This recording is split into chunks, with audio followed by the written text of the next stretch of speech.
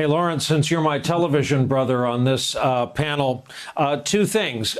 Can that serious discussion be had?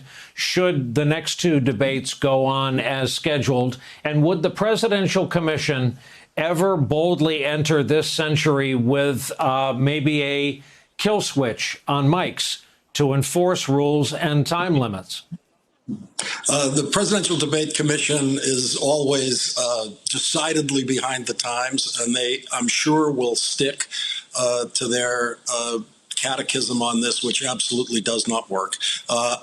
Twitter was filled with suggestions that the next moderator is going to have to be able to turn off the microphone for 2 minutes of the speaker whose turn it is to listen, because it's the only way for that to happen. And of course, Donald Trump being the biggest violator of that. Now, these rules have all been agreed to by both parties. As we all know, there's a very intense negotiation about the rules. And so turning off the microphones is something the Presidential Debate Commission is not allowed to do without the agreement of both parties. The Trump side will never agree to that because that's his entire debate strategy, is to speak while Joe Biden is speaking. There is no other debate strategy, you know, if we can call it a debate strategy.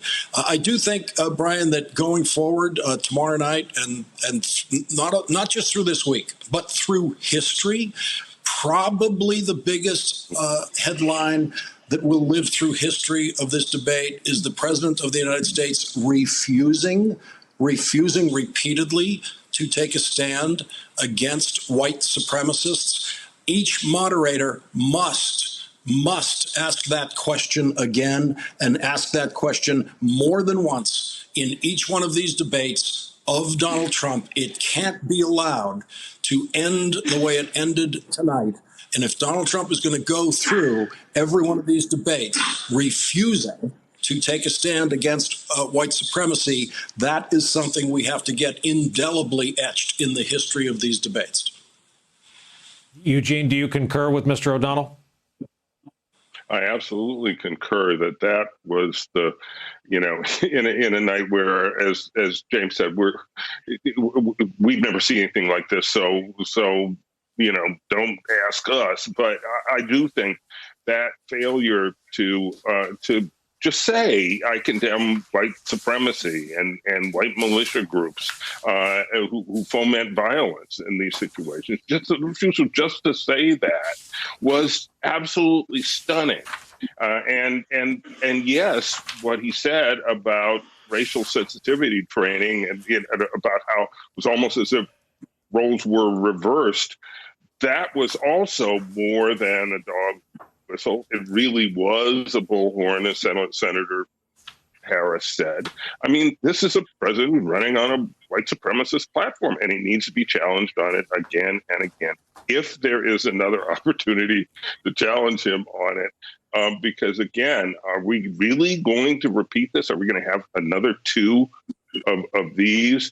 And just one note about Chris Wallace, who I think did try his best, but it clearly lost control because the president insisted on speaking over him as well as speaking over Biden, and just wanted to make a mess of it.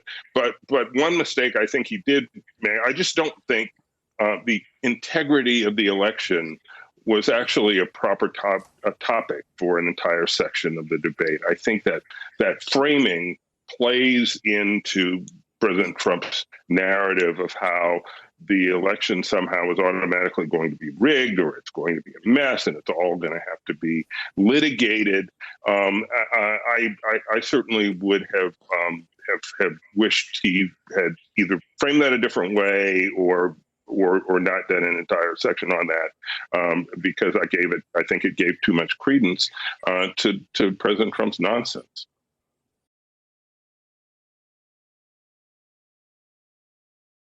Hey there, I'm Chris Hayes from MSNBC. Thanks for watching MSNBC on YouTube. If you want to keep up to date with the videos we're putting out, you can click subscribe just below me, or click over on this list to see lots of other great videos.